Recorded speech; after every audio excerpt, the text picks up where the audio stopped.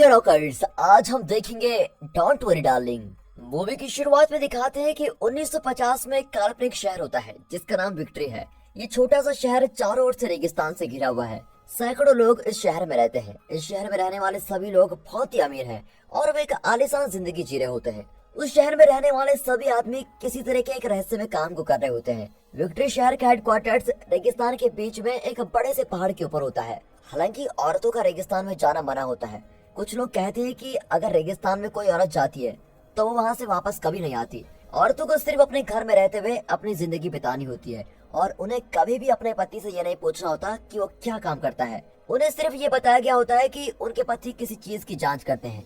सभी पति अपना सारा समय विक्ट्री शहर के हेडक्वार्टर्स में गुजारते हैं, जबकि उनकी पत्नियां सिर्फ आराम करती हैं और अपनी आलीशान जिंदगी जीती हैं। इस पूरी जगह की योजना बनाने वाला फ्रैंक नाम का एक आदमी होता है। सभी उसे एक हीरो मानते हैं। पूरे शहर में रोज फ्रैंक के भाषण स्पीकर्स पर चलाए जाते हैं, जिसपे वो उनसे कुछ बड़ा करने का वादा करता है। एक दिन पड़ोस के घर में पार्टी होती है। वहाँ मौजूद लोगों में एलिस और उसका पति जैक होते हैं। वो अपने पड़ोसियों के साथ होते हैं जो एक दूसरे से काफी लड़ रहे होते हैं। अब वहाँ पर सभी आदमी ये बात करते हैं कि वो कितने भाग्यशाली हैं कि वो विक्ट्री योजना के हिस्सेदार हैं, जबकि सारी औरतें बात कर रही होती हैं और शराब पीने के लिए गेम खेलती है। अगली सुबह एलिस जैक के लिए नाश्ता बना रही होती है। वो नाश्ता खत्म करके घर पर जाने के लिए निकलता है और आश्चर्य की बात तो ये होती है कि सभी आदमी एक ही समय पर घर से काम करने के लिए निकलते हैं। सभी अपनी अपनी आलीशान गाड़ी में बैठकर निकलते हैं, जबकि उनकी पत्नियां उनको बाइक कहती है।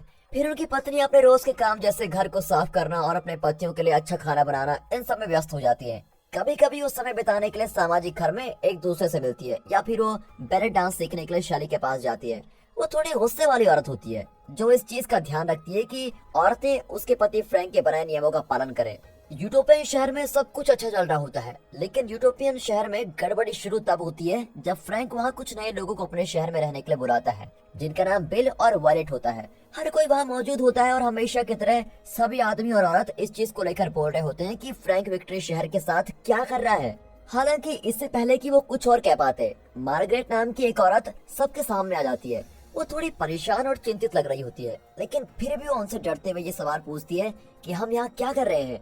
ये सवाल सुनकर वहाँ मौजूद सभी लोग बिल्कुल हैरान रह जाते हैं, क्योंकि किसी ने भी फ्रैंक से आज तक ये सवाल नहीं पूछा होता है। उन सब का ध्यान उस पर से हटाने के लिए फ्रैंक एक और भाषण देता है और वहाँ मौजूद लोग उसकी वाह वाह करने लगते हैं। फिर सभी मार्गरेट के बारे में भूल जाते हैं। फ्रैंक के भाषण के बाद एलिस अपने पति जैक को ढूंढने जाती है, लेकिन वो ये देखती है कि मार्गरेट का पति उसे जबरदस्ती कोई दवा खिला रहा होता है जो उसे शहर के डॉक्टर कॉलिंस ने दी होती है। हालांकि सभी को पता होता है कि मार्गरेट बीमार है, इसलिए वो इस बात पर ज्यादा ध्यान नहीं देती और वहाँ से चली जाती है। अगले दिन सभी औरतें सामाजिक घर में इकट्ठा होती है और एक दूसरे से बात कर रही होती है। तभी मार्गरेट की बात एक बार फिर से छिड़ जाती है। उन सभी में से सबसे ज्यादा बोलने वाली बनी कहती है कि मार्गरेट की दिमागी हालत ठीक नहीं है, क्योंकि उसने फ्रैंक के बनाए नियम का पालन नहीं किया कि कोई भी औरत रेगिस्तान में नहीं जाएगी। फिर दिखाते हैं कि मार्गरेट जब रेगिस्तान में होती है तो उसने अपना बच्चा खो दिया होता है और इसकी वजह से उसको एक गहरा सदमा लगता है और वो पागल सी हो जाती है। अब यहाँ एलिस जो ये बात सुन रही है वो थोड़ी परेशान दिखती है। उस रात एलिस को कुछ सपने आते हैं जिसमें वो कुछ बैले डांसर को ब्लैक एंड व्हाइट कलर में देखती है। अगले दिन एक और अजीब चीज होती है। जब एलिस खाना बना रही होती है तभी वो देखती है कि सारे अंडे अंदर से खाली होते हैं। इसीलिए जब जैक काम करने जाता है तब वो अपने दिमाग को शांत करने के लिए वो एक लॉरी में बैठकर शहर में घूमने जाती है। सभी औरतें मॉल के पास उतर जाती है, लेकिन एलिस आगे जाने का फैसला करती है। हालांकि जब वो आखिरी लाइन तक पहुंचने वाली होती है तभी वो एक लाल हवाई जहाज को गिरते हुए देखती है। अब घबराई हुई एलिस लॉरी के ड्राइवर को जहाज की गिरने की जगह पर ले जाने को कहती है, लेकिन वो उसकी बात सुनकर बिल्कुल हैरान सा हो जाता है और उससे कहता है कि उसे रेगिस्तान में जाना मना है। ऐसा इसलिए होता है क्योंकि हवाई जहाज रेगिस्तान के बीच में जाकर गिरता है और औरतों को तो रेगिस्तान में जाना मना है। लेकिन इन सभी बातों के बावजूद एलिस खुद वहाँ जाने का फैसला करती है, क्योंकि वो वहाँ पर जाकर जो जहाज में लोग बच जाएंगे उनको बचाना चाहती है। फिर कुछ देर चलने के बाद वो आखिरकार रेगिस्तान में होती है, जो बिल्कुल बंजर और खाली होता है। एलिस को हवाई जहाज या फिर उसके कोई टुकड़े नहीं मिलते, लेकिन उसे वहाँ पर एक बड़ा सा पहाड़ जरूर मिलता है जो उसे एक बिल्डिंग की ओर लेके जाता है। वो बिल्डिंग कुछ और नहीं बल्कि विक्ट्री शहर का हेडक्वार्टर्स होता है और वो वही जगह है जहाँ सभी औरतों के पति काम करने के लिए जाते हैं। फिर मदद के लिए एलिस अपने चेहरे को बिल्डिंग के शीशे पर रखती है और उसके बाद वो अपने घर में वापस पहुंच जाती है और एक सपने से उठती है जो उसको पहले भी दिखाई देते थे। एलिस इस घटना से बिल्कुल हैरान और परेशान हो जाती है, लेकिन वो जैक से इस बात को छुपाने का फैसला करती है। फिर दुर्भाग्य से अगले कुछ दिनों तक उसके ये सपने और भी बुरे हो जाते हैं। ज्यादातर उसे बैले डांसर्स के सपने आते हैं और उसे कभी कभी ऐसा लगता है कि उसके घर की दीवारें उसे कुचल रही हैं। लेकिन एक दिन सब बदल जाता है। वो देखती है कि परेशान मार्गरेट कुछ ऐसा कर रही है जो किसी ने सोचा भी नहीं होता। एलिस भागकर उसको बचाने के जाती है, लेकिन लाल कपड़े पहने कुछ आदमी वहाँ पर आ जाते हैं और उसको खींचकर वहाँ से दूर लेके जाते हैं। उस रात वो ये सब कुछ अपने पति को बताती है, लेकिन जैक उससे कहता है कि मार्गरेट जिंदा और ठीक है। उसने कभी भी खुदकुशी नहीं की और बल्कि वो सिर्फ बाथरूम में फंस गई थी। हालांकि एलिस को इस बात पर बिल्कुल भी यकीन नहीं होता और वो जवाब ढूंढने की कोशिश करती है, लेकिन जैक उसको शांत करता है और उसे आराम करने को कहता है।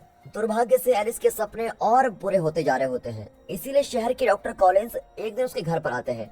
वो उस पर कुछ टेस्ट करते हैं और उसको कुछ गोलियां खाने को देते हैं, ये कहते हुए कि वो सिर्फ थक चुकी है। हालांकि एलिस इस बात पर जोर देती है कि वो ठीक है और वो लगातार डॉक्टर से मार्गरेट के बारे में पूछती रहती है। जब वो थोड़ा बुरे तरीके से बात करने लगती है, तब डॉक्टर कॉलिंस उसको बताता है कि मार्गरेट ठीक है, लेकिन उसकी हरकतों की वजह से उसके पति को काम से निकाल दिया गया है और अब वो इस शहर से कहीं और ही चले गए हैं। अब ये बात सुनकर एलिस जैक की भलाई के लिए चुप रहती है। तभी उसे डॉक्टर कॉलिंस के सूटकेस पे एक फाइल दिखाई देती है जिसके ऊपर मार्गरेट का नाम लिखा होता है। और जब डॉक्टर वहाँ से दूर होता है तो एलिस किसी तरह उस फाइल को चुरा लेती है और फिर डॉक्टर के जाने के बाद उसको पढ़ती है। अब वो ये देखकर हैरान हो जाती है कि उस फाइल में बहुत सी बातों को छुपाने के लिए उन्हें काला कर दिया होता है। उसे उस फाइल में एक ही चीज मिलती है कि मार्गरेट की दिमागी हालत बिगड़ रही है। अगले दिन जैक उसके पास आता है और उसको एक ड्रेस देता है। वो उसे तुरंत पहनने के लिए कहता है क्योंकि शहर के मुखिया फ्रैंक ने उन्हें किसी खास मौके के लिए बुलाया होता है। लेकिन एलिस ठीक महसूस नहीं कर रही होती है, लेकिन अब क्योंकि कोई और चारा नहीं होता तो वो जाने के लिए मान जाती है। हालांकि वहाँ पहुँचने के बाद उसे फिर से चीजें दिखाई देने लगती है और वो दिमागी तौर से बुरी तरह से टूट जाती है। वो अपने पति से भीख मांगती है कि घर चले, लेकिन तभी फ्रैंक किसी बात की घोषणा करने के लिए उसके पति को स्टेज पर बुलाता है। अब एलिस घबराई में देख रही होती है कि क्या होने वाला है। फ्रैंक जैक की तारीफ करता है क्योंकि वो कंपनी में बहुत अच्छा काम कर रहा होता है और फ्रैंक उसकी प्रमोशन कर रहा होता है। वहाँ जमा सभी लोग तालियां बजाने लगते हैं और खुशी के मारे चिल्लाने लगते हैं। लेकिन ये परेशान एली भागते हुए बाथरूम में जाती है जहाँ वो बुरी तरीके से रोने लगती है। स्टेज पर फ्रैंक जैक को डांस करने के लिए कहता है और एक कठपुतली की तरह वो उसकी हर बात मानने को तैयार होता है। अब ये साफ पता लग जाता है कि कैसे विक्ट्री शहर में सब कुछ फ्रैंक से जुड़ा हुआ है, क्योंकि वो हर किसी को कठपुतली की तरह अपनी उंगलियों पर नचा रहा होता है। इसी दौरान बनी एलिस के पास बाथरूम में जाती है, लेकिन उसकी मदद करने की जगह वो एलिस में थोड़ा दिमाग डालने की कोशिश करती है। वो एलिस से कहती है कि वो पागलों की तरह बिहेव न करे और आज अपने पति का हौसला बढ़ाए। अगले दिन जैक अपने प्रमोशन की वजह से घर पर एक पार्टी रखता है और वो एलिस को सारा खाना बनाने की जिम्मेदारी भी देता है। हैरानी की बात तो ये होती है कि वो आज बड़ी शांत लग रही होती है, जो एक दिन पहले बहुत ही परेशान और भटकी हुई थी। हालांकि ये सब उसके किसी प्लान का हिस्सा है। जल्द ही आस पड़ोस के सभी लोग फ्रैंक और उसकी पत्नी शैली के साथ वहाँ पर पहुँच जाते हैं। कुछ देर बाद एलिस रसोई में होती है। फ्रैंक उसके पास जाता है और वो उसे इस बात के लिए सॉरी कहता है कि बनी ने उस पर यकीन नहीं किया। वो एलिस के दिमाग की तारीफ करता है और वो एलिस को चुनौती भी देता है कि वो इस जगह के बारे में और पता लगाए। ये सुनकर एलिस को यकीन हो जाता है कि वो पागल नहीं है और उसे जो भी दिखाई दे रहा है वो सब कुछ इस अजीब शहर से जुड़ा हुआ है। इसीलिए रात के खाने के समय एलिस सभी के सामने अपनी बातें रखती है। वो सभी आदमियों के सामने कहती है कि शहर में कुछ बदलाव की जरूरत है और वो उनसे पूछती है कि ऐसा क्यों है कि कोई भी औरत रेगिस्तान में नहीं जा सकती। जैक और बाकी सभी इस बात से मना कर देते हैं। इसके बाद एलिस उन सभी को बताती है कि उन सभी के बीच कुछ एक जैसी बातें हैं, जैसा कि उन सभी को पता ही नहीं है कि वो विक्ट्री शहर में आए कैसे, और उन सभी को कुछ भी नहीं पता कि इससे पहले वो कहाँ थे और उनकी जिंदगी कैसे थी। अजीब बात तो ये होती है कि वहाँ रहने वाले सभी लोग अलग अलग जगह से होते हैं। सभी कपल्स एक ही ट्रेन स्टेशन पर एक जैसे तरीके से मिले होते हैं और उन सभी का हनीमून भी एक ही जगह पर होता है।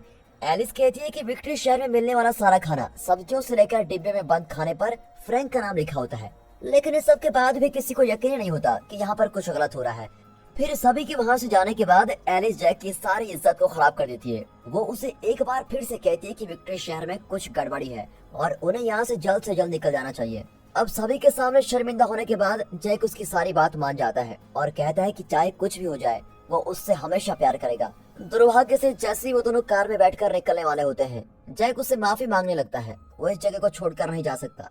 एलिस समझ जाती है कि उसने उसको धोखा दिया है, लेकिन इससे पहले कि वो कुछ कह पाती, लाल कपड़े पहने हुए लोग वहाँ पर आ जाते हैं और एलिस को वहाँ से लेके जाते हैं। उसके बाद दिखाते हैं कि एलिस को शॉक थेरेपी दी जा रही है। अब तक ये नहीं पता होता है कि ऐसा क्यों हो रहा है, लेकिन इन झटकों की वजह से उसे ये याद आ जाता है कि वो असल में कौन है। ये दिखाते हैं कि एलिस और उसका पति जैक नए तरह के घर में रह रहे होते हैं। ये 21वीं सदी होती है, ना कि 1950। एलिस एक नर्स होती है जो देर रात तक हॉस्पिटल में काम करती है क्योंकि जैक ने हाल ही में अपनी नौकरी गंवा दी होती है। अब एक रात 30 घंटे की लंबी नौकरी के बाद, जिसमें उसने 3 अलग अलग ऑपरेशन किए होते हैं, वो अपने घर वापस आती है और उसको बहुत भूख भी लगती है। जैक उसके साथ थोड़ा रोमांटिक होता है, लेकिन एलिस इस सब के लिए बहुत थक चुकी होती है। ये देखकर पता लगता है कि वो एक दूसरे से दूर हो रहे हैं क्योंकि एलिस बहुत देर तक काम करती है। इसलिए अकेला और बेरोजगार होने की वजह से जैक आंख बंद करके फ्रैंक नाम के एक आदमी की वीडियोस देखना शुरू कर देता है।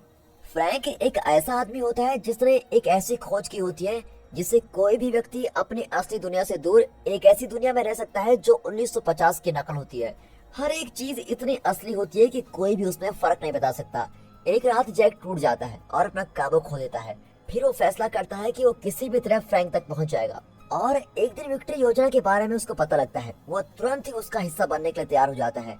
यही नहीं, वो एलिस को जबरदस्ती इस योजना का हिस्सा बना देता है। कुछ सेकंड के लिए दिखाते हैं कि कैसे जबरदस्ती उसको इस योजना का हिस्सा बनाया जा रहा है और वो हमेशा के लिए वहीं रह जाती है। जल्दी जैक उसके बगल में होता है और वो खुद भी उस नकली दुनिया में चला जाता है। उसके बाद कुछ चीजें दिखाई जाती हैं जिससे उस नकली दुनिया के बारे में हमें और ज्यादा पता लगने लगता है। ये जो कुछ भी हुआ होता है उसमें एलिस की कोई भी मर्जी नहीं होती है। ये कुछ ऐसा होता है जो जैक ने अपने आप के लिए ही किया होता है और वो ऐसा इसलिए करता है ताकि वो अपनी पत्नी पर काबू कर सके। फिर नकली दुनिया के अंदर जैक उन दोनों की ब्रिटिश पहचान चुनता है क्योंकि इसके अलावा कोई और रास्ता तो होता नहीं। अब विक्ट्री शहर की नागरिक बनने से पहले एलिस की सारी याददाश्त मिटा दी जाती है। विक्ट्री शहर में रहने वाले सभी आदमियों ने अपनी मर्जी से वहाँ का हिस्सा बनने का फैसला किया होता है, जबकि औरतों को जबरदस्ती उनकी मर्जी के बिना इस नकली दुनिया में लाया गया होता है। जितने भी बच्चे शहर में दिखते हैं वो एक तरह के एनसीपीज होते हैं। वो असली नहीं होते, वो उन माता पिता के लिए बनाए गए होते हैं जिनकी असली दुनिया में बच्चे नहीं होते। इस सब के बाद दिखाते हैं कि एलिस की उसकी वहाँ से भागने की याद को पूरी तरह से मिटा दिया जाता है और वो अपने घर की सुखी जीवन में वापस हो जाती है। हालांकि इस बार इस नकली दुनिया और झूठ का जादू ज्यादा दिन तक नहीं चलता, क्योंकि जब जैक एक गाना गुनगुना रहा होता है तो उससे वो योजना दोबारा याद आ जाती है। वो उसका पसंदीदा गाना होता है जो उसकी असली दुनिया 21वीं सदी का होता है, जो वो काम के वक्त अक्सर गाया करती थी। अब एलिस की पुरानी यादें वापस आने लगती है और वो समझ जाती है कि जो कुछ भी उसके साथ हो रहा है उसमें उसके पति का ही हाथ है। अब ये बात पता चलने के बाद जैक आखिरकार मान जाता है कि उसने ही उसके साथ ये सब कुछ किया। वो कहता है कि उसने ये सब उन दोनों की खुशी के लिए किया है क्योंकि 21वीं सदी में उनकी जिंदगी में बहुत उतार चढ़ाव थे। जैक के पास कोई नौकरी नहीं थी और एलिस के पास उससे ठीक से बात करने के लिए टाइम भी नहीं था। इसलिए उसने मुश्किल फैसला लिया और उन्हें विक्ट्री योजना का हिस्सा बनना पड़ा, जहां उनकी एक बहुत अच्छी जिंदगी, बहुत सारा पैसा, उनकी इज्जत भी है। जैक एलिस से कहता है कि तुम्हारी जिंदगी तो बहुत ही आसान है, तुम्हें सिर्फ दोस्त बनाने होते हैं और आराम करना होता है, जबकि मुझे तो असली दुनिया में वापस जाकर पैसे इकट्ठा करने पड़ते हैं ताकि मैं इस नकली दुनिया में रह सकूं। यहाँ आखिरकार पता चल जाता है कि विक्ट्री शहर के सारे आदमी कहाँ जाते हैं। वो किसी भी चीज की खोज नहीं कर रहे होते हैं, बल्कि वो विक्ट्री हेडक्वार्टर्स के पास जाकर उस नकली दुनिया से बाहर निकलते हैं और अपनी असली दुनिया में कुछ पैसे कमाने की कोशिश करते हैं ताकि वो अपनी पत्नियों को अच्छी जिंदगी जी सके। हालांकि ये सब सुनने के बाद एलिस अभी भी दुखी होती है कि उसके पति ने उसको धोखा क्यों दिया। इन सभी बातों की वजह से उन दोनों के बीच फिर से बहस छिड़ जाती है, जिसके आखिर में एलिस जैक के सर पर एक कांच का गिलास मारती है और वो मर जाता है। खून से भरे कपड़े पहने हुए एलिस घर से बाहर जाती है और सभी उसकी ओर घूर रहे होते हैं और वो उन सबको बताती है कि वो एक नकली दुनिया में है जिसे फ्रैंक ने बनाया है। सिर्फ बनी को छोड़कर वहाँ रहने वाले सभी लोग उसको रोकने की कोशिश करते हैं और तब ये पता लगता है कि सभी औरतों में सिर्फ बनी को विक्ट्री शहर की सच्चाई के बारे में पता होता है। उसने अपनी मर्जी से यहाँ आने का फैसला किया होता है क्योंकि असली दुनिया में उसके बच्चे मर गए होते हैं। बनी एलिस को वहाँ से भागने के लिए कहती है और कहती है कि इस दुनिया में जो मरता है वो असली दुनिया में भी मर जाता है। और अब जब लाल कपड़े पहने हुए लोग उसके लिए आ रहे होते हैं तो उसके पास थोड़ा ही वक्त होता है। ये बात सुनकर डरी हुई एलिस जल्दी से अपनी कार में बैठती है और विक्ट्री शहर के हेडक्वार्टर्स की ओर भागती है क्योंकि यही एक इकलौती जगह है जहाँ से वो असली दुनिया में जा सकती है। रास्ते में उसे फ्रेंच हेंचमैन मिलता है। अब लाल कपड़े पहने हुए लोगों को काम दिया जाता है कि या तो वो एलिस को पकड़े या फिर उसे जान से मार दे। बस उन्हें किसी भी तरह उसके असली शहर में जाने से रोकना होगा। ऐसा कदम इसलिए उठाया जाता है क्योंकि एलिस कभी भी अपनी मर्जी से इस योजना का हिस्सा नहीं बनी होती है और अगर वो यहाँ से बाहर चले जाती है और उसने इस बात की कंप्लेंट पुलिस में कर दी तो फ्रैंक का साम्राज्य पूरी तरह से तबाह हो जाएगा। फिर किसी तरह वो उनसे बचती बचती पहाड़ तक पहुंची जाती है। हालांकि बीच रास्ते में उसकी कार खराब हो जाती है, इसलिए उसे चलते हुए आगे बढ़ना पड़ता है और लाल कपड़े पहने हुए लोग उसके पास पहुंच जाते हैं। फ्रैंक कॉल पर सारी जानकारी ले रहा होता है तभी उसकी पत्नी शेरी वहाँ पर आती है और उसकी छाती में चाकू मार देती है, जिसकी वजह से वो मर जाता है। वहाँ से जाने से पहले वो उससे कहती है कि इस बार उसकी बारी है। इसी दौरान एलिस पहाड़ के ऊपर पहुंच जाती है, लेकिन जब वो हेडक्वार्टर्स की खिड़की के पास पहुंचने वाली होती है, उसे एक बात याद आती है जिसमें वो उससे कह रहा होता है कि वो विक्ट्री शहर में उसके साथ ही रहे। हालांकि अब वो किसी के बस में नहीं होती और अपनी मर्जी से फैसला कर सकती है, इसलिए एलिस उसको अनदेखा करती है और हेडक्वार्टर्स की खिड़की को छू लेती है। कुछ ही सेकंड के लिए अंधेरा छा जाता है और दोस्तों मूवी के खत्म होने से पहले दिखाते हैं कि एलिस असली दुनिया में वापस आ जाती है और यहाँ पर मूवी खत्म।